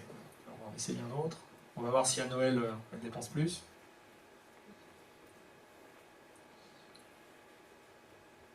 Bah oui, elle dépense plus. Voilà. Ok, bon, on peut continuer à jouer 2 heures comme ça. Vous avez compris le truc. Et donc, juste pour expliquer ça, finalement, la partie la plus compliquée de toute cette histoire, c'est ça. C'est-à-dire qu'aujourd'hui, il y a plein d'outils open source pour construire des modèles, mais mettre ce modèle à disposition d'une appli temps réel, là, on pourrait l'intégrer dans une appli web, ça, c'est beaucoup plus compliqué. Et ça, il n'y a pas vraiment de solution simple pour le faire aujourd'hui. On est obligé de faire toute la plomberie. Là, vraiment, la valeur ajoutée d'Amazon Machine Learning, c'est ça. C'est d'arriver sur, ok, create endpoint, et ça y est, maintenant, je peux brancher de la prédiction et de la régression dans mon appli. Ça, c'est ça la partie difficile. C'est pas de construire le modèle, maintenant, vous faites du R, ou vous faites du Scilab, ou tout ce que vous voulez, et vous construisez tous les modèles que vous voulez. Le truc, après, c'est comment je le plug sur une appli web. Et ça, c'est plus compliqué. Personne n'aime développer des applis. Ok? Ça vous va? Et ben on va se finir avec... c'est bon, il me reste encore 5... J'ai fini en 5 minutes, je sais que vous avez faim. Mais je vais, contre toute attente, réussir à tenir mon timing.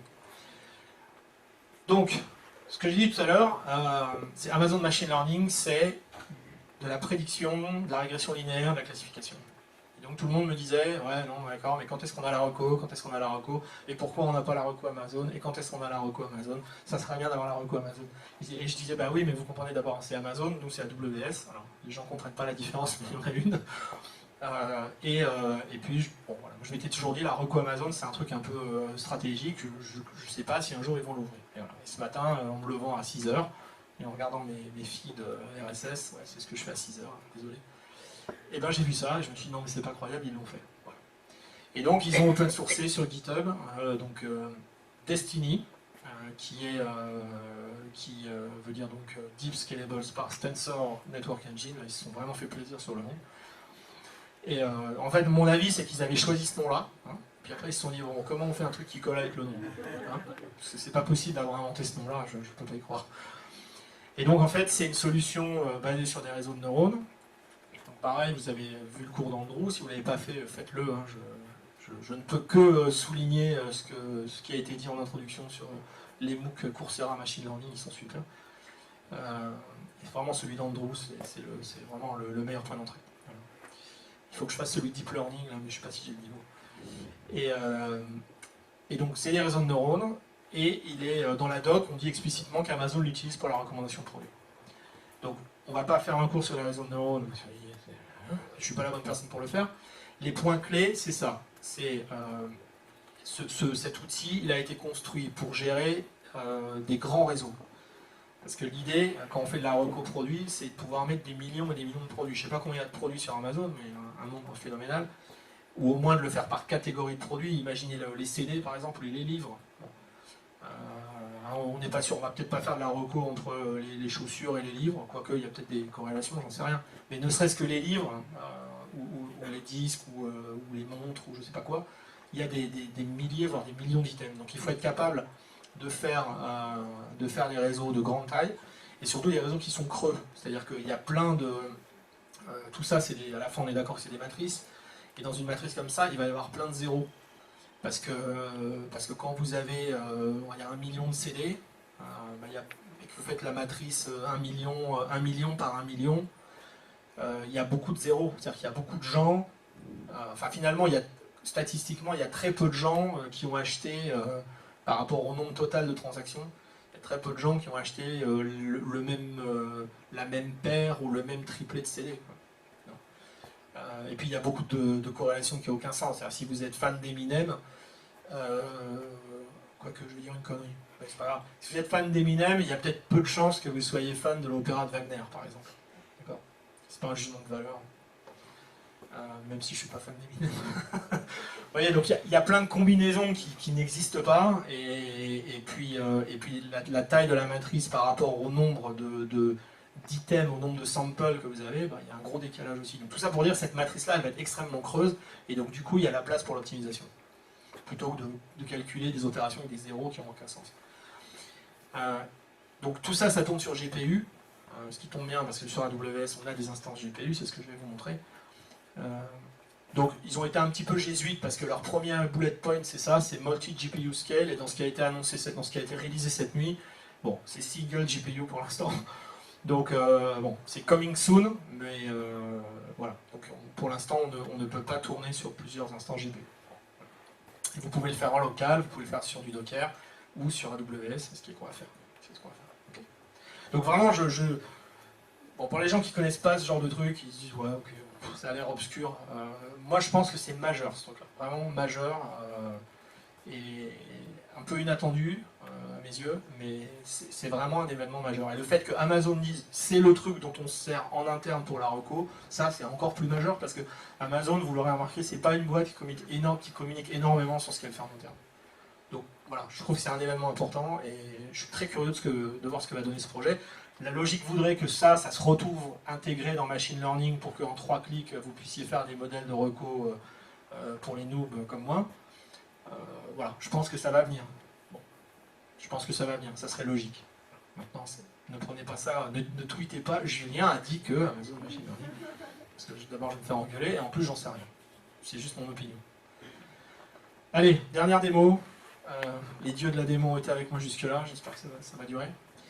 Donc le schéma est tout simple, donc créer une instance GPU sur AWS, bon ça je l'ai déjà fait parce que c'est pareil, c'est clic clic clic.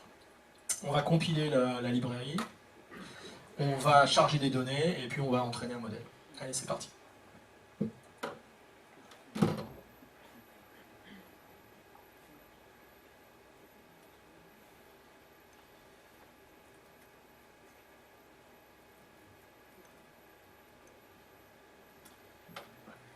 là, je suis sur une instance GPU, donc c'est les instances G2 sur AWS.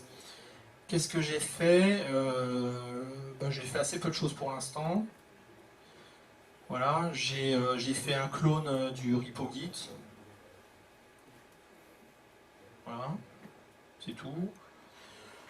J'ai dû positionner un pass. Bon, c'est sur le GitHub, hein, donc je vous épargne les étapes. Je crois que j'ai fait make. Voilà, c'est déjà compilé. Bon, on s'en fout de la recompiler. Ça compile pendant 5 minutes. C'est pas le truc le plus intéressant de la Terre. Ensuite, donc on va utiliser un dataset qui est... je l'avais là quelque part. Qui est MovieLens, et pourquoi je ne l'ai pas? Voilà, non, GroupLens, voilà, c'est ça. Donc c'est un dataset qui est MovieLens, qui est, moi je pense que certains d'entre vous connaissent. C'est un ensemble de... c'est le grand classique, hein, c'est des recommandations, c'est des utilisateurs qui disent, bah voilà, moi j'aime tous ces films-là. Et puis donc là, on va prendre le gros modèle, où il y a 20 millions de notes, faites par à peu près 138 000 users. Donc le but du jeu, c'est de construire un modèle qui va dire, ok, t'as dit que t'aimais tout ça, donc nous on pense que tu vas, en fonction de ce que les autres ont dit, tu devrais aussi aimer ça. Voilà, c'est la boîte, hein. Les gens qui ont acheté ce produit ont aussi acheté, enfin quoi que non, c'est les gens qui ont regardé ce produit ont aussi regardé. Parce que s'ils l'ont acheté, c'est un peu différent. Ok, donc c'est typique de ces problèmes-là. Donc, en avant, j'ai les commandes là. Donc le premier truc qu'on fait, donc ce fichier, je vais quand même vous le montrer 5 secondes. Il est imbuvable, mais juste pour voir ce qu'il y a là-dedans. Voilà, c'est particulièrement imbuvable. Alors les lignes sont énormes, mais parce que celui-là, manifestement, il a aimé plein de trucs. Voilà, là on en voit. Donc là, on a une ligne, d'accord? Puis là, en dessous, on a une autre ligne. Donc là, qu'est-ce qu'on voit? Alors j'interprète parce que j'ai pas tous les détails sur le dataset, mais ça me paraît relativement clair, et s'il y a des gens qui ne sont pas d'accord dans la salle, dites-moi. Donc ça, je pense que c'est un user ID. Et puis ça va être probablement un timestamp. Et ça doit être l'identifiant du film. Donc j'imagine que le user 3, il a dit, moi j'aime le film 62, le film 70, le film 110, etc. etc. Okay, donc il a aimé tous ces films-là. Sur chaque ligne, en fait, on a les ratings de chaque utilisateur. Si on compte les lignes, on voit qu'il y a 138 000 lignes. Donc il y a 138 000 utilisateurs qui ont dit voilà, moi j'aime tout ça. Okay, donc ce fichier-là, il va falloir le mettre dans un format qui est ingérable par notre modèle. Donc il y a deux commandes, enfin une commande en fait qui est generate netcdf. Donc netcdf c'est le format de fichier qui va être utilisé pour construire le modèle. Donc, le format est décrit dans la doc, je vous passe les détails. Donc là on va générer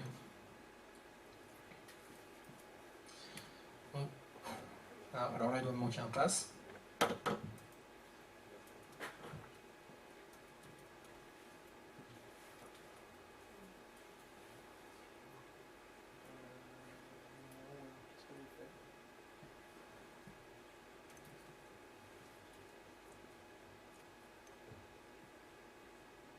Ah oui, si, il me manque un pass.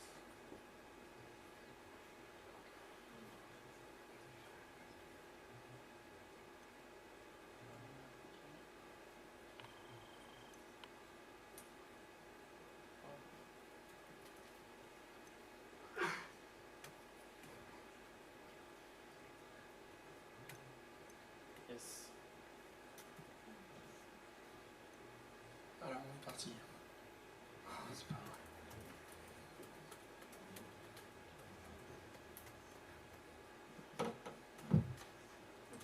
Voilà, il fallait que ça merde, ça y est.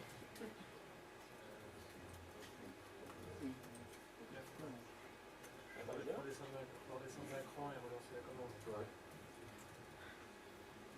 La commande de la... Ah oui.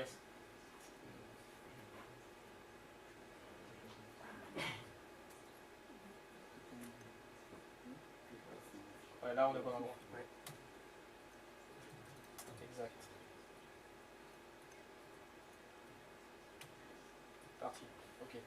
Donc là, ce qu'on fait, hein, on va construire Je m'excuse si vous ne connaissez pas du tout les réseaux de neurones, ça va vous paraître hyper ésotérique.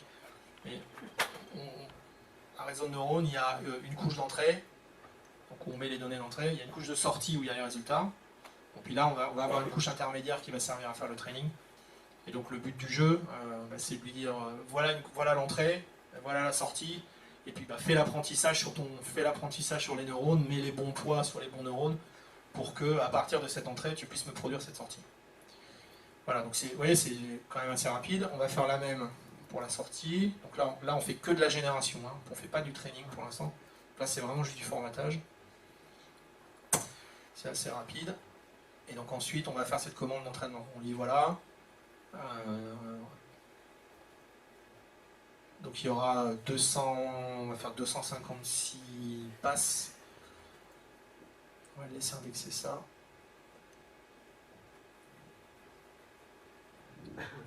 Ça devrait pas être très long. Allez, dépêche-toi.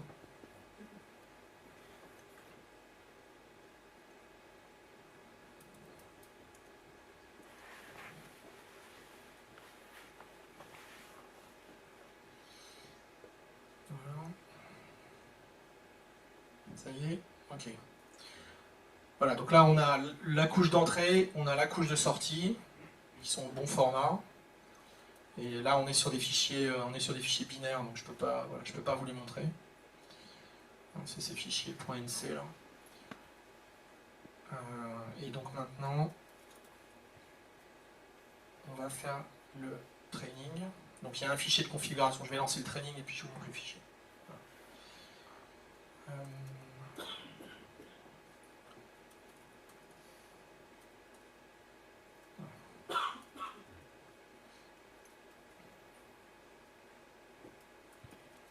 C'est un fichier JSON, hein, chez AWS on aime bien le JSON.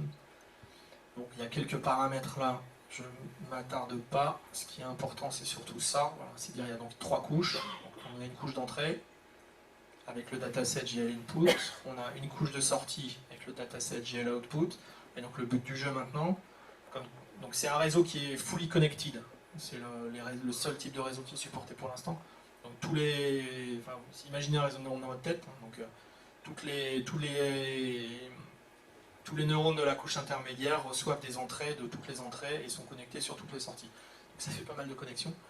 Et donc au milieu, on a une couche de 128 neurones, donc avec une fonction d'activation sigmoïde. Et donc c'est ça qu'on va entraîner. Donc on va essayer de trouver les bons poids sur les connexions. Voilà, ça tourne, ça ne doit pas être très très long, je l'ai refait tout à l'heure, ça doit durer 2-3 minutes. Donc là, il est en train d'essayer de trouver tous les poids sur toutes les connexions. Et c'est là qu'on comprend qu'il faut un GPU quand même. Donc, si on en avait plusieurs, on irait encore plus vite.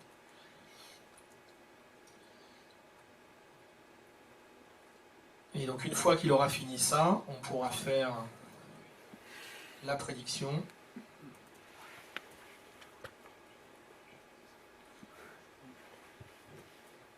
Pour sortir la liste de films pour tous nos utilisateurs. Voilà, c'est terminé. Ça a duré quoi, 1 minute 30, un truc comme ça? Je sais pas chronométrer.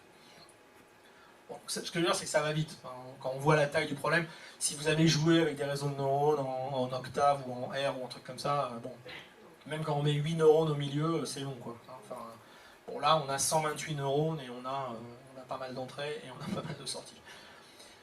Donc en avant pour la prédiction.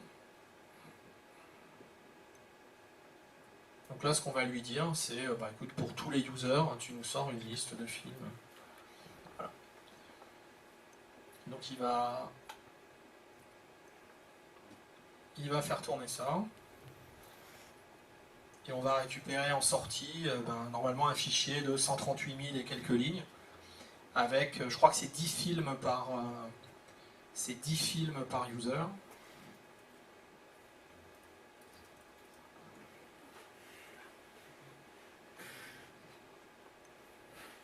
Voilà, c'est pareil, ça dure peut-être 1 minute. Donc on va avoir la liste des 10 films par user avec le score, puisqu'on aura un score pour chaque recours entre 0 et 1, en fonction des ratings qui auront été faits par l'ensemble des utilisateurs. Allez.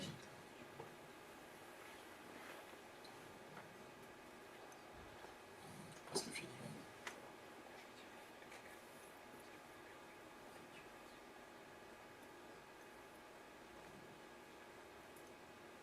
Voilà.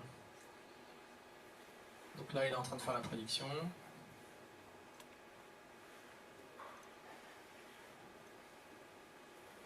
Donc il va s'arrêter à 138, je sais pas combien.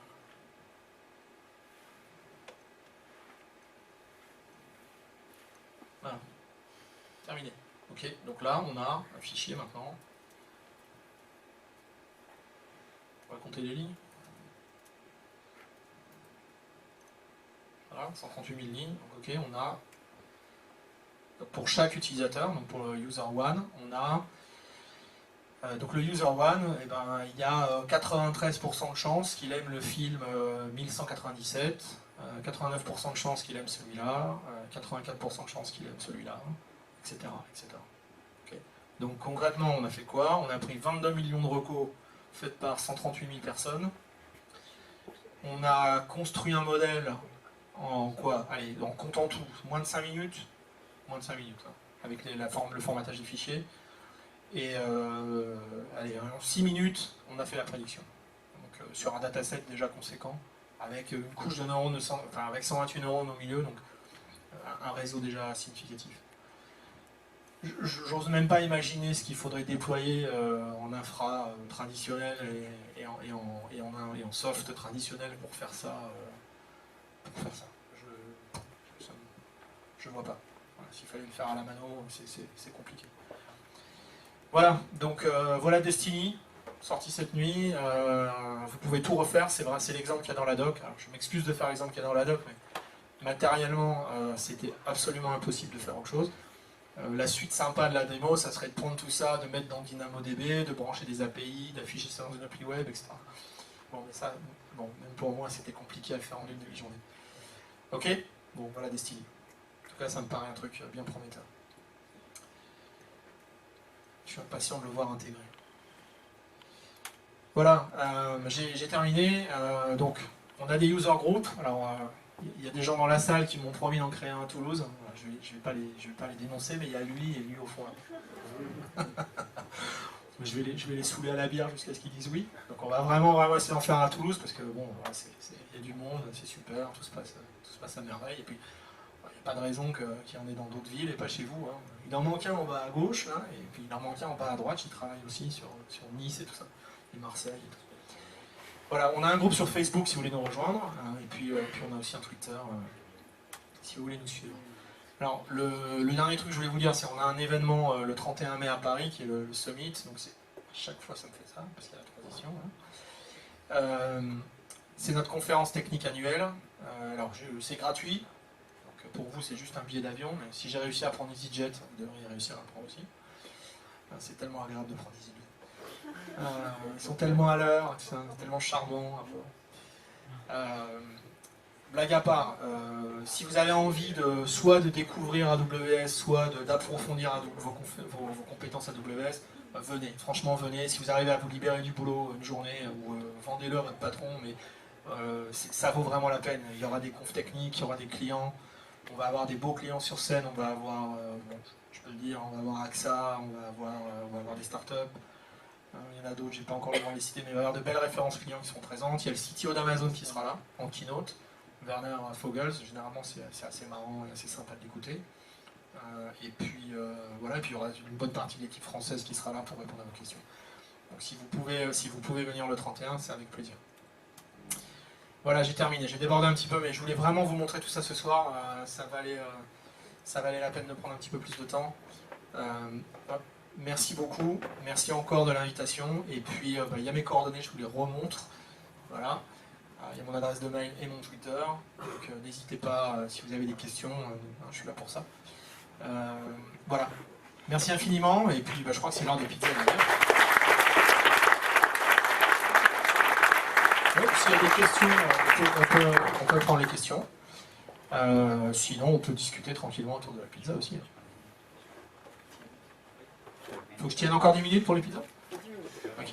Alors on va faire un classifieur multiclasse. Non, non. Est-ce qu'il y a des questions? Allez-y. Pendant qu'il me reste un peu d'énergie. Ouais, il y en a une tout au fond. Il a levé la main d'abord.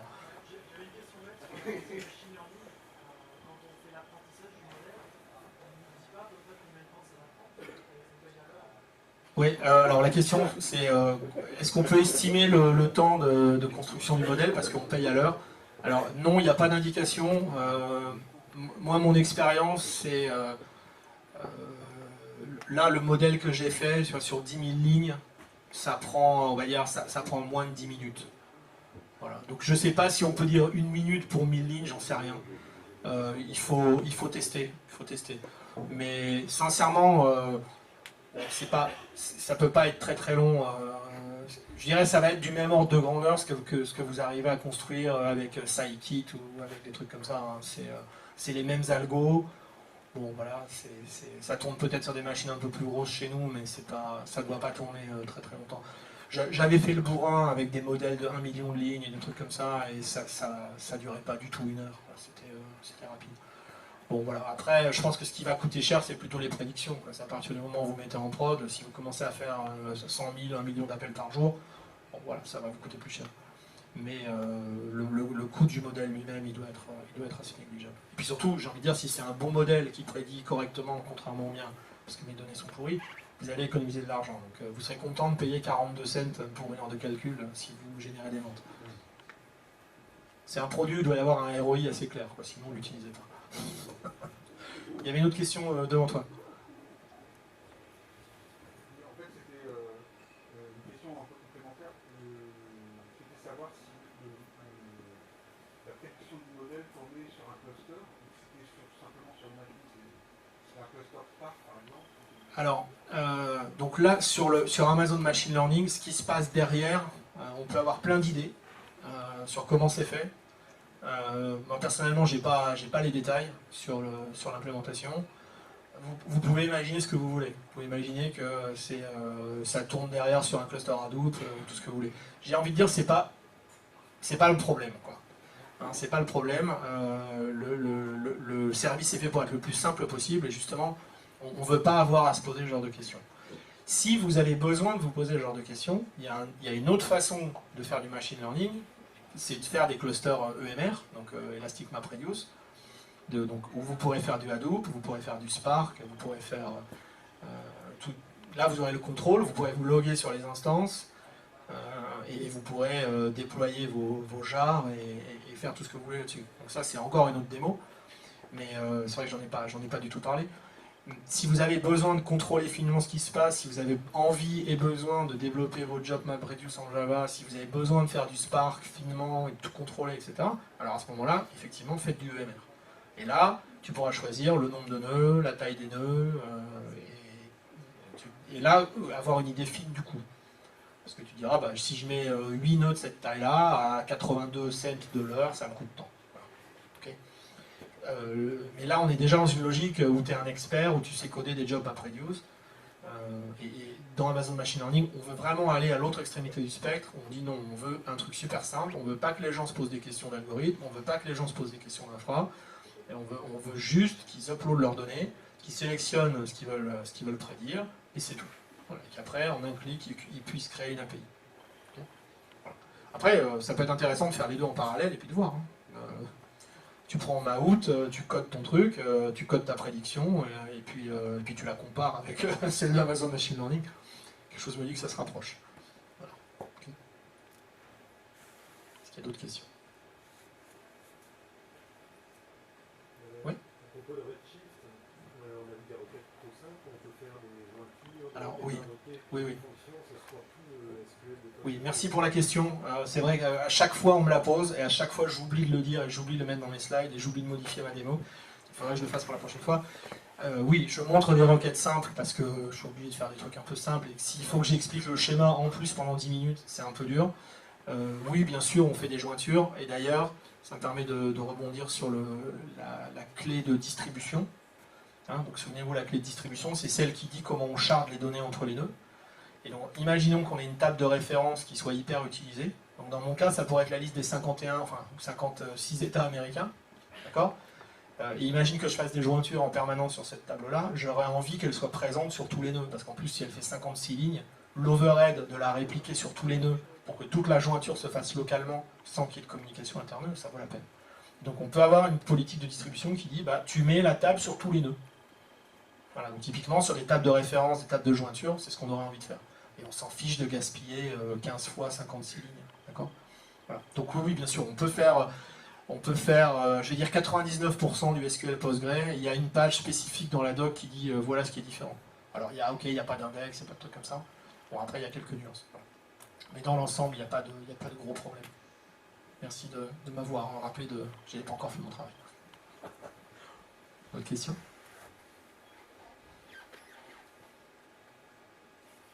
Donc, je pense qu'ils ont faim.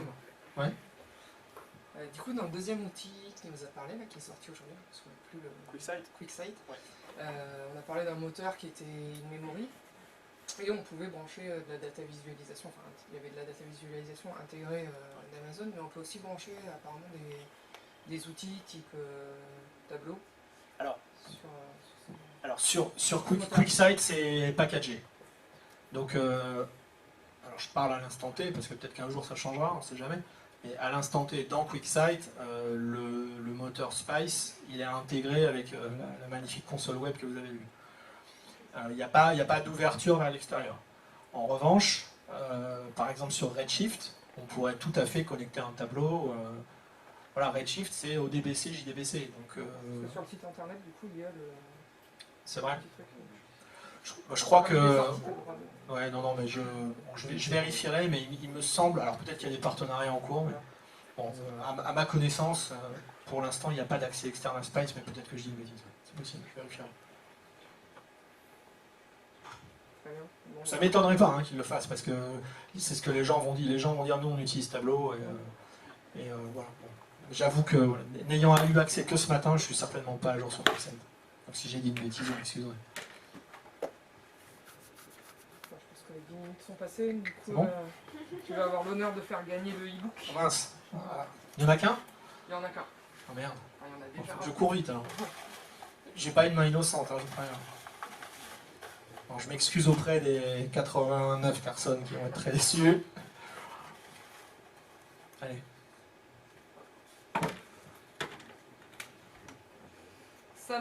Salma Oumi. Bravo. Ouais, j'ai fait gagner une fille, alors ça va.